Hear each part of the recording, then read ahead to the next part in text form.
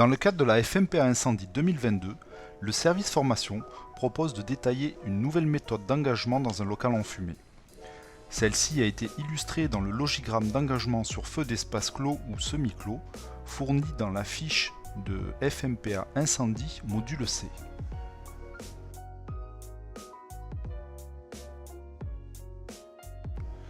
Le binôme règle et teste la lance à l'extérieur. Avant de pénétrer dans le local, le binôme s'assure de l'absence de signes annonciateurs du backdraft, puis il ouvre la porte et si le local est ni enfumé ni embrasé, il peut progresser.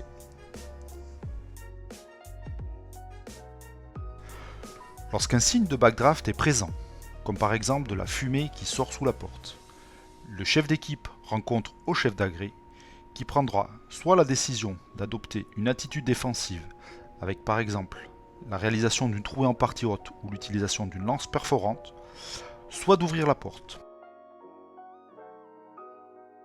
À l'ouverture de la porte, si le local est enfumé, le chef d'équipe effectue une impulsion longue dans le local et referme partiellement la porte, en contrôlant l'efficacité de son action.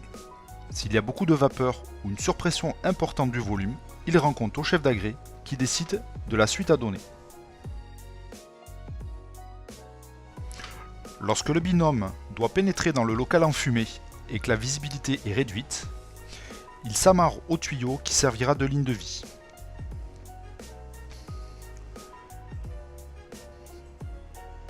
Une fois amarré, il pénètre dans le local.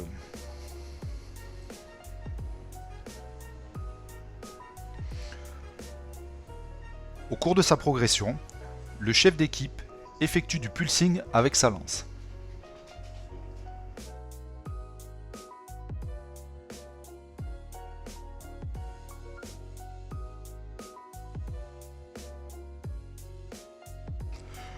Le pulsing est une technique de lance appliquée lors de la progression. Elle consiste à faire des brèves ouvertures-fermetures de lance dirigées dans la partie supérieure de la couche de fumée.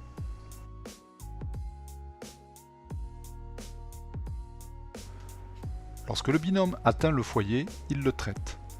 Si des signes d'embrasement généralisé apparaissent, le binôme se replie hors du volume et effectue des impulsions longues. Lorsque le local est totalement embrasé, le chef d'équipe utilise une technique de crayonnage depuis l'extérieur afin de traiter l'ensemble du volume.